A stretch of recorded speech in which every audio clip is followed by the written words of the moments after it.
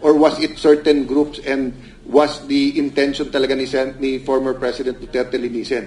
Ang problema, pag sinundan mo yung paragraph 28, 29, 30 hanggang 37, bukod sa mga meeting sa bahay ng dating DOJ Secretary Boring Remulla, bukod sa meeting, ito sa 29, no? Noong pagbalik-balik ang mga ICC personality dito sa Pilipinas, mula December 2023 pa lang, hanggang 2025 ay nakapag-utusan kami ng 4 na beses na mag-deliver ng pera para kay Sunny Trillanes para sa gastusin konektado sa ICC personalities. I won't continue reading because I want to hear it from you. Kasi iba po yung tinutulungan mo na ma-interview. So halimbawa po, may kailangan sumundo sa airport, kailangan kumain, kailangan makapasok sa Bilibid, at iba yung mali-maleta. Kasi mali-maleta implies bribery. So, it's bad to cover up EJK, but it is also bad to pay people to make it appear na meron EJK kung wala. As a state policy, I'm not saying walang extrajudicial killings. Even during the time of President Pinoy, there was between 13 to 17,000 every year na EJK. Kaya lang ang ginawa ni Secretary de Lima nung secretary siya, pinalitan yung definition ng EJK. Kaya lumabas ganun karaming patay pero hindi EJK. So, please elaborate on this. Kanina inumpisahan nyo na na dun kay Senator Trillanes. No? But yung sabi niyong pabalik-balik na meetings simula 2023, can you elaborate at ilang beses na bigyan ng pera? Tapos sabi folder. Paano nyo alam na pera yon at hindi dokumento? And then, can you flash nagulat ako dito sa table in page 10-11 kasi madetalye. Usually, correct me if I'm wrong, Tony Baligod, usually, kumpanyero, hindi naglalabas ng ganyan kadetalye kasi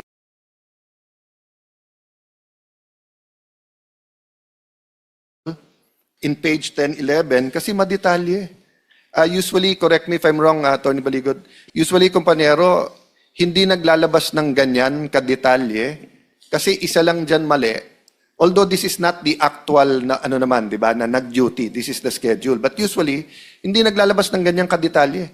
Kasi pagka naglabas ka ng ganyang kadetalye tapos may isang pangalan diyan na wala na diyan o hindi pumunta o etc., mapapahama ka pa. So security details. So dito, makikita po niyo yung date, no? October up to 3 weeks lang yata ito. Pero mahaba po 'yan. Sample lang po 'yan. Meron din pong schedule ang mga naka-assign kay Congressman Saldico, sa asawa niya, sa mga anak niya. May mga naka-assign din sa mga media operators nila. No? Meron pong na-assign dito sa 2 operators yata. No? So ito lang po, sample lang po yan, Senator. So hindi pala to parang may sumundo, talagang binantayan yung mga foreigner na allegedly taga-ICC. Can we start with that, yung sinabi nyo kanina, as much as possible, details and names, no? Alang-alang sa ating mga kapatid na media, as I said, ayoko sabihin marami, let's also protect them. They're doing.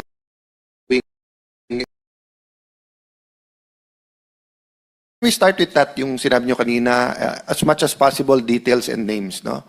Alang-alang sa ating mga kapatid na media, as I said, ayoko sabihin marami, let's also protect them. They're doing a indispensable job in our country. Pag walang media, we will have a dictatorship. So, alang-alang din sa mga nagsasakripisyong media katulad ninyo.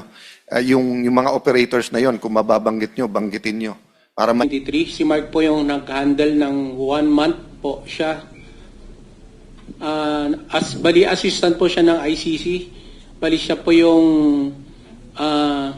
direct contact from Senator Trillanes, din si Mark po. Then binigay ni Mark po sa akin yung assistant is 2 weeks na po sila. Bumalik po sila ng October 2024. November to October, ma'am, sir. Then, ang direct contact ko po sa mga schedule ng meeting is si Senator Trillanes po na binigay ni Mark sa akin kasi siya po yung previous na na-contact din kay Senator Trillanes. Isti po yung code name niya dito po, sir. Siya po yung nagbabato ng mga meeting sa hotel, sample Holiday Inn, na i-meeting po sa ICC. Good for 1 month. 1 month po yan, sir. After po noon, hihatid naman po natin sila sa airport. After that, mag-aantay naman po kami ng schedule na dadating ulit sila. Then kami ulit yung magsusundo sa kanila na may contact doon po sa may immigration po, sir. For the record, kailangan malaman mo na yung binabanggit mong pagdating at parot parito ng ICC ay consistent sa record ng immigration. Kaya naniniwala kami na yung inyong salaysay may bahid ng katotohanan talaga. Kasi ito na, kapapakita lang ni Senator Amy kasi nakakonekta kami rin siya para malaman namin, isa-isa naming tinitingnan kung lahat ng sinasabi ninyo ay consistent sa mga naganap na pangyayari. So Chairman, to continue, di ba? As I said, no, take out the issue of cooperation or not cooperation ng Pilipinas sa ICC. Walang masama sa investigasyon eh. Kung pupunta dito yung mga foreigner para malaman kung may human rights violation. Actually, despite the rhetoric of President Duterte, I invited human rights groups to come to the Philippines. I had the opportunity to meet with the late, great Senator McCain, and he asked kung pwede. May mga pangalan lang ako sinabing with this weight because political yan. Yung foreign minister ng Iceland, binabanatan tayo, nagulat. Iceland, no? O Greenland? Sarah. Iceland. Nagulat siya, humingi ako ng bilateral meeting. Inimbita ko siya. Sabi ko, wag ka sa media at sa rhetoric, pumunta ka ng Pilipinas. Sabi niya, no, your president banned us. No, sabi ko, I will personally escort you. So, hindi issue sa akin yung investigasyon. Issue sa akin kung may bayaran sa investigasyon. So can you talk a little bit about yung... So, anong dineliver dito? Maleta, pera, kanino dineliver? Ano yung sinabi niya para saan yung pera na yon?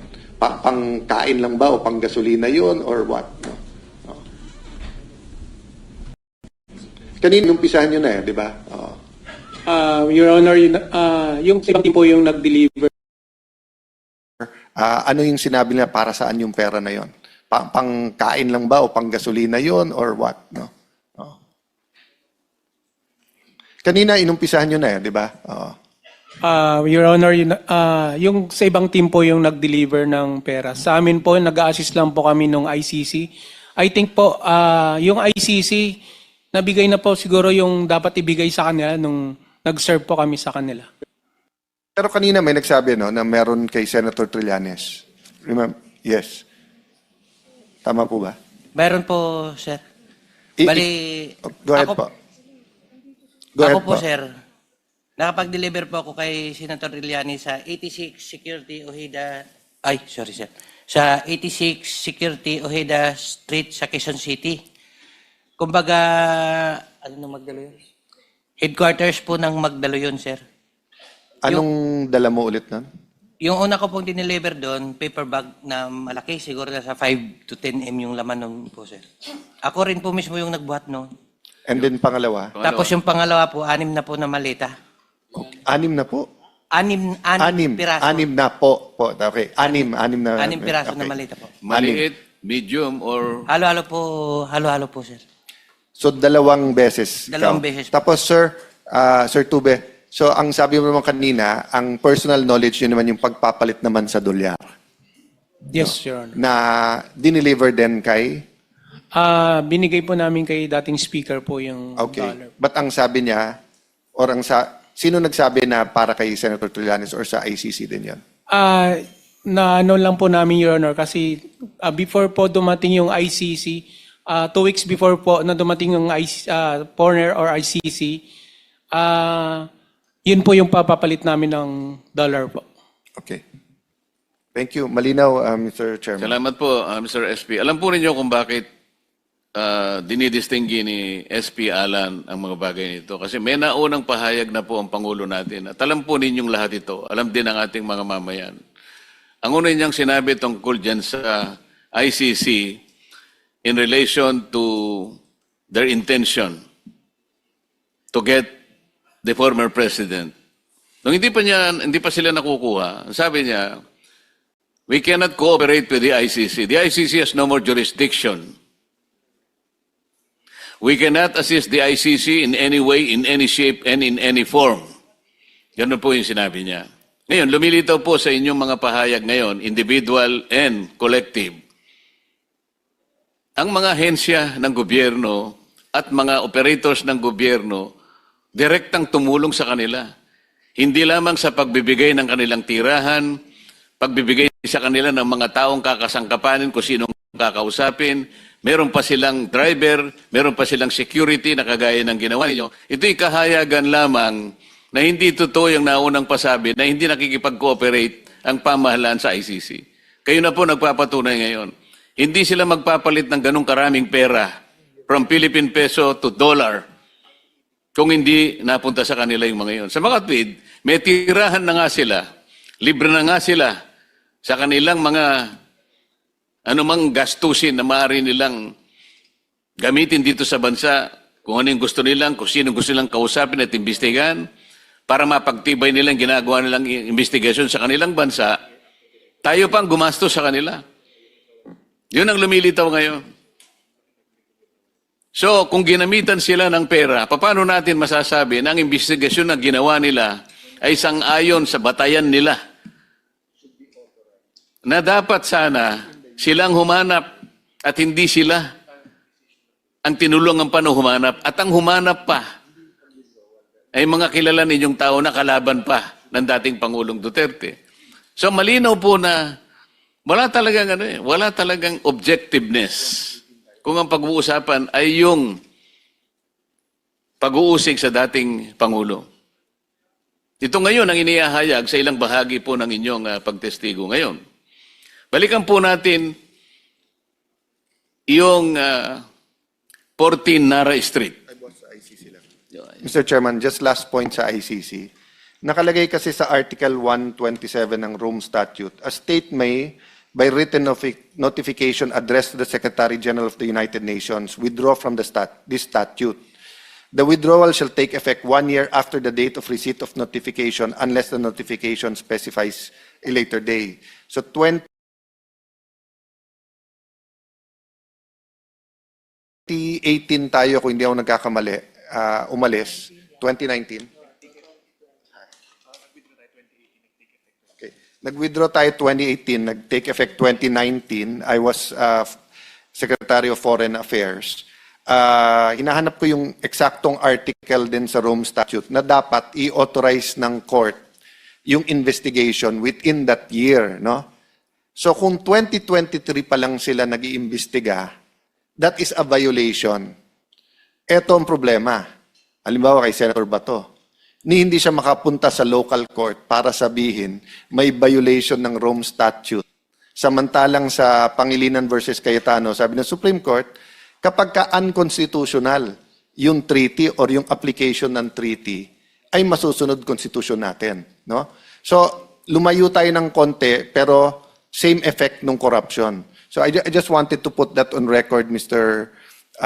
Chair. Importanteng lumabas ang buong katotohanan dito kasi sistema natin ng gobyerno, batas natin, constitution, ang involved. Walang kaibahan to sa nangyari kahapon, and I really hope, I'm praying there'll be a next hearing after this para nga magkaharap-harap ang DOJ, ang Senator Trillanes, imbitahin natin.